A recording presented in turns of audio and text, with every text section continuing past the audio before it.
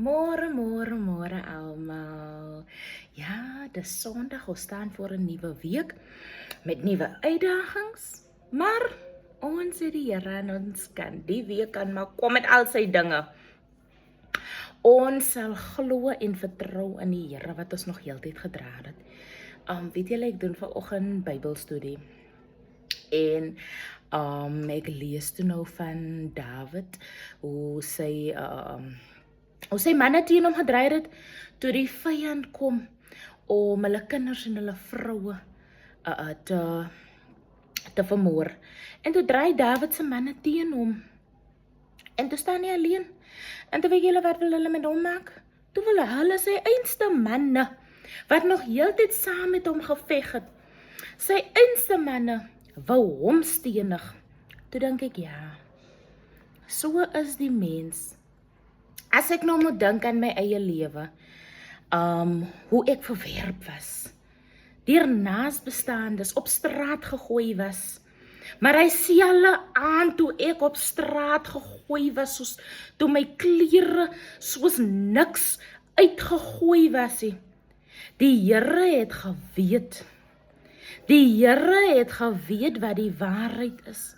En daarom het die Here nooit vir my laat gaan nie. Toe ek gestenig moes word daai aand, toe almal hulle raad draai op my, soos hulle met Dawid gedoen het. Wat het ek gedoen? Ek het my God vertrou. Ek het geweet ek staan op die waarheid. Ek het geweet dat wat nou hier besig is om te gebeur, is nie reg nie. Dis onregverdig. Maar ek het my God vertrou.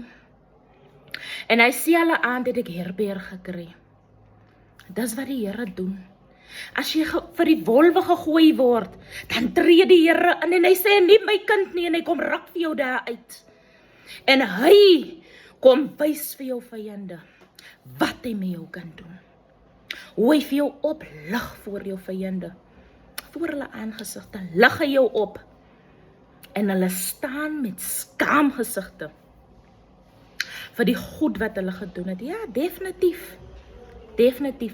As ek moet kyk waar ek veronderstel was om op te geëindig het, soos die vyand dit wou hê, toe die vyand my daar op straat laat,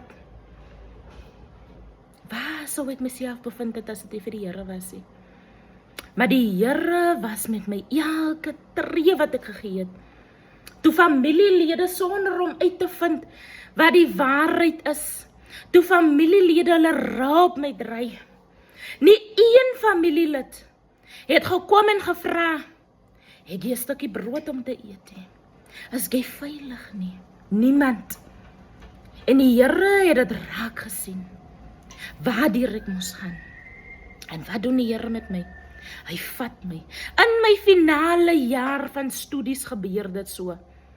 Ek word gekat van die wifi terwyl ek op 'n klas is, terwyl ek in 'n klas is, 'n online klas, want dit was COVID at the time. Ek word gekat van die wifi. Wat maak die Here toe? My buurvrou gaan na die naaste skool en vra, kan ek die skool se wifi daar gebeur? En hy hoofstem toe in. Ek kan my klasse daar bywoon. En sien julle hoe die Here elke struikelblok wat oor my pad gekom het, het die Here gekom en die Here het gesê, nie sy nie. Julle kan maar lieg, nie sy nie. Dis wat die Here vir my gedoen het. Elke keer het hy vir my deurgekom.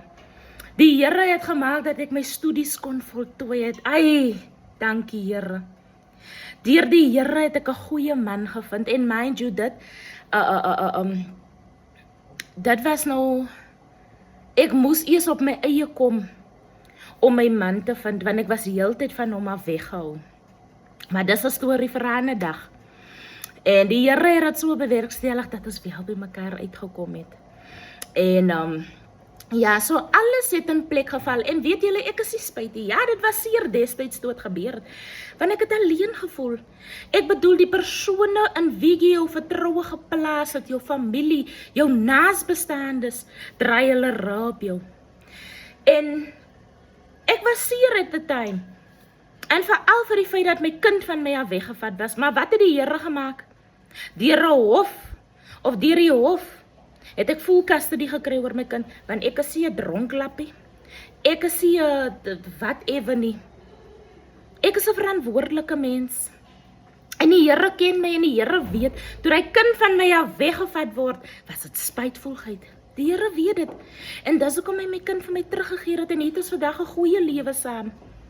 Dis wat die Here vir ons kan doen. So al draai wie teen jou, al is dit wie, al draai almal soos in my geval, elke liewe familielid, al draai almal teen jou. En niemand kom vra vir jou wat jou weergawe was van 'n storie nie.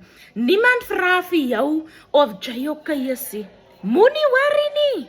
Jy het die Here aan jou kant en met die Here aan jou kant kan jy enigiets oor enige berg klim.